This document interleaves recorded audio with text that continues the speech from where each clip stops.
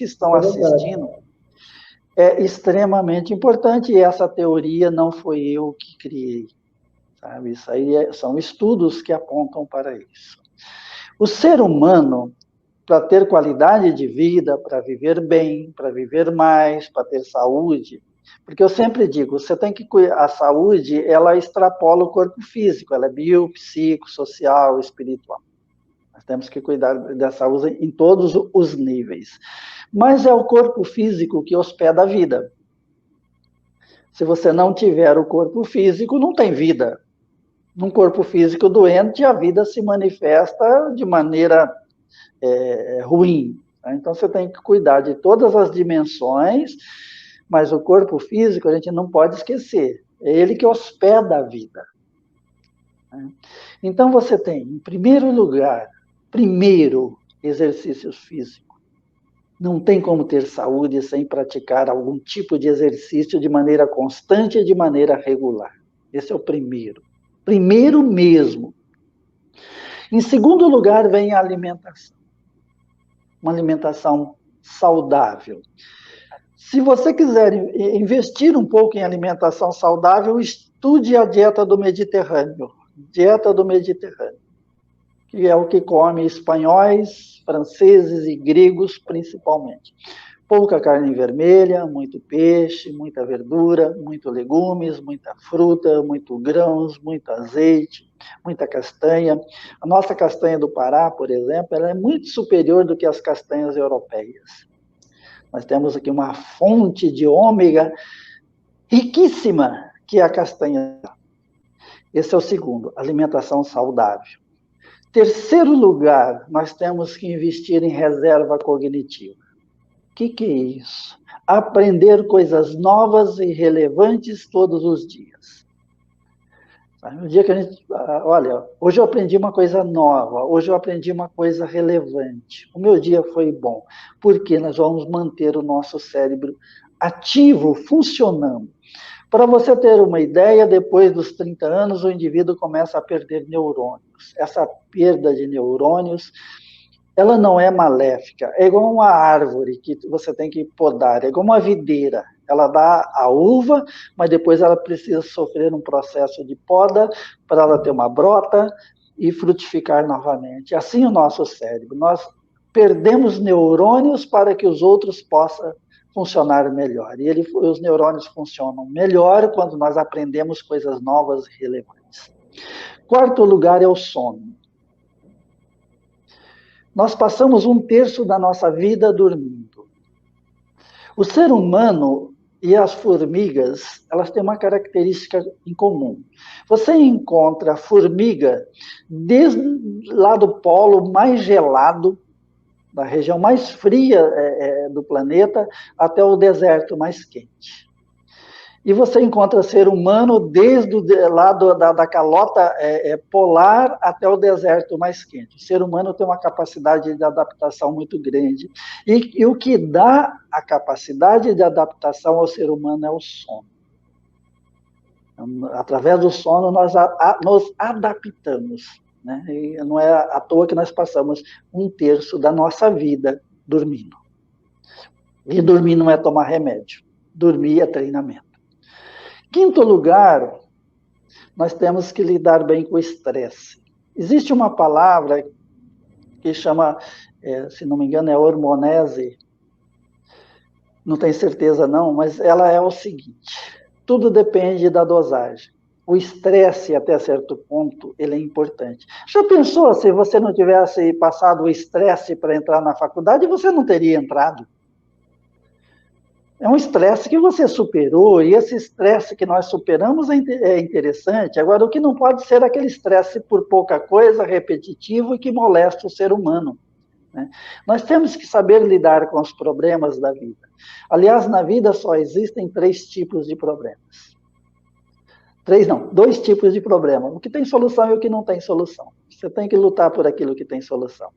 Em sexto lugar, tem que ser indivíduos bem relacionados.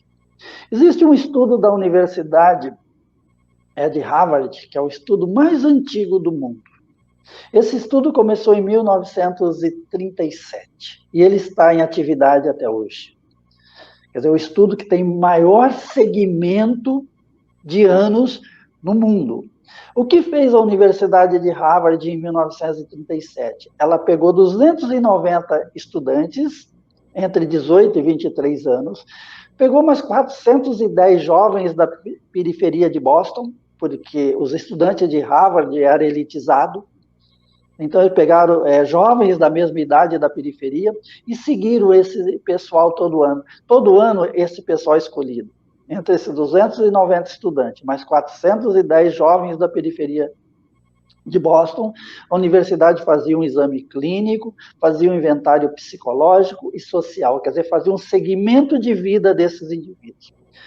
Quando esses indivíduos passaram dos 65 anos, e esses indivíduos se espalharam pelo mundo, um tornou-se presidente dos Estados Unidos, outros tornou-se milionário, outros morreram na bebida, por exemplo, mas aqueles que ultrapassaram os 65 anos e que dizia que vivia bem, que tinha qualidade de vida, a universidade foi checar o que essas pessoas tinham em comum. Essas pessoas tinham em comum, eram pessoas bem relacionadas, eram pessoas de bem com a vida. Então, nós precisamos ter boas relações, e as boas relações nós dividimos em 5. Tem as relações intrapessoais, nós temos que viver bem conosco mesmo. Nós temos que viver, tem as relações interpessoais, nós temos que viver bem em sociedade, em família. Tá? Depois nós temos a nossa relação com Deus, cada um da sua forma, mas a relação com Deus ela é fundamental.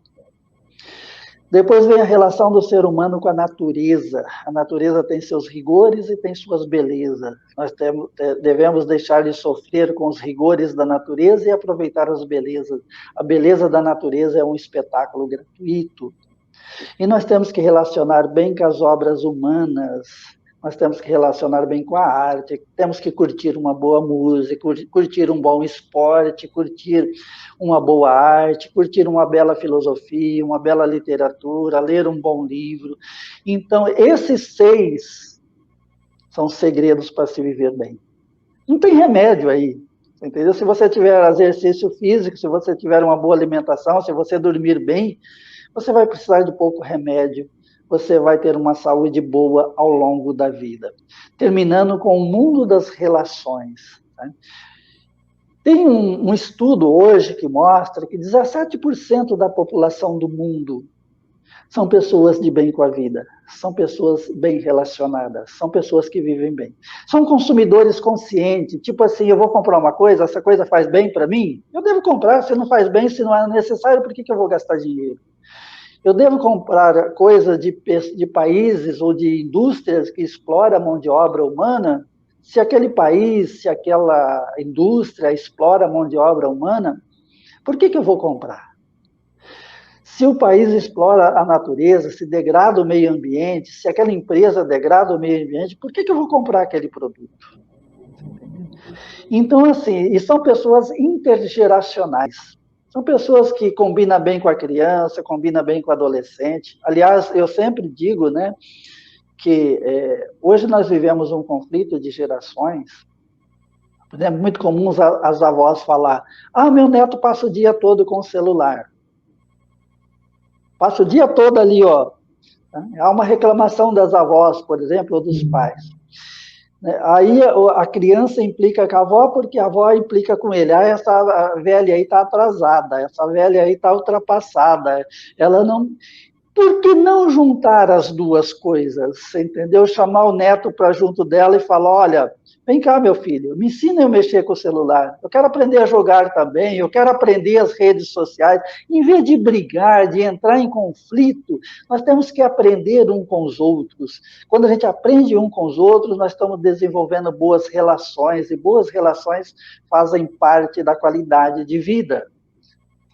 Então, nós temos que ser intergeracionais.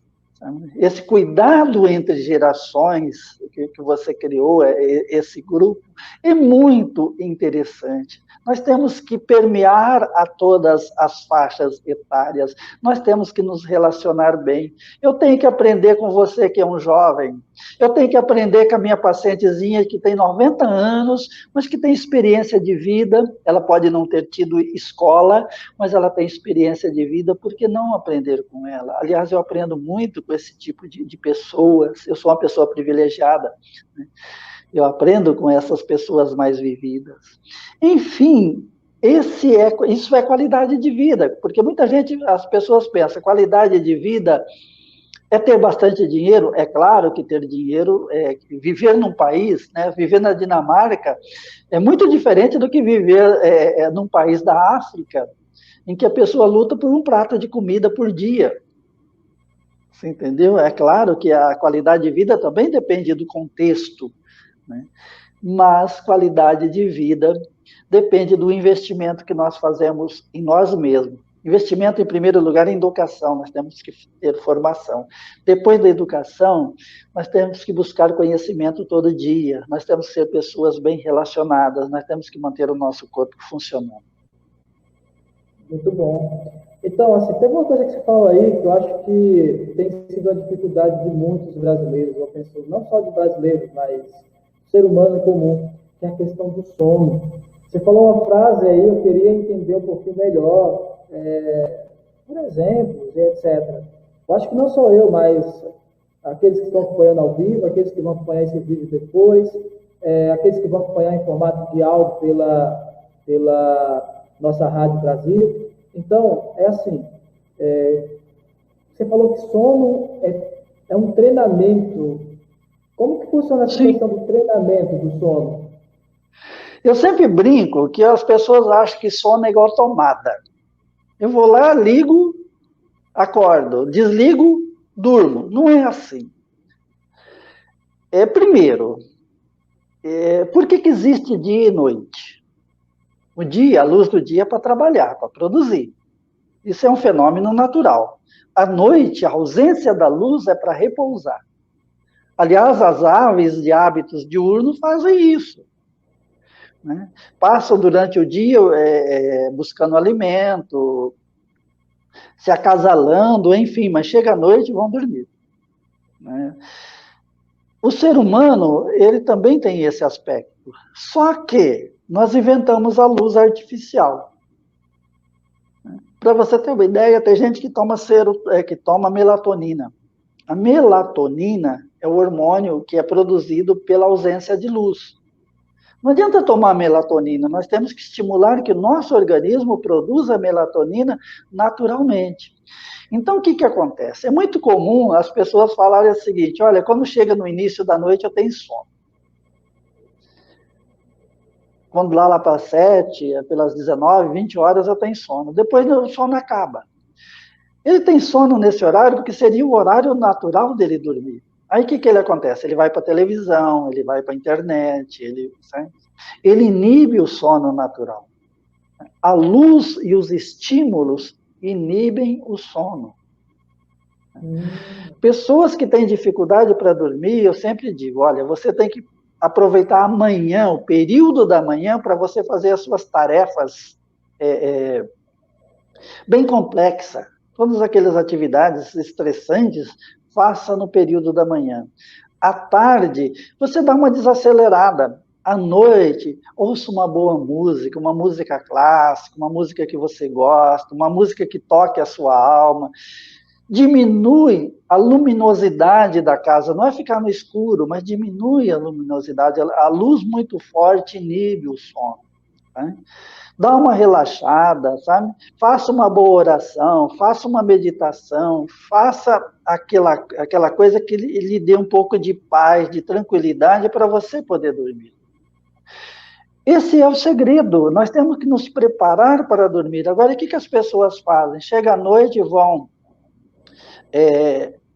ficar na internet, ficar brigando política, ficar discutindo, ficar assistindo coisas que muitas vezes não levam a nada, sabe?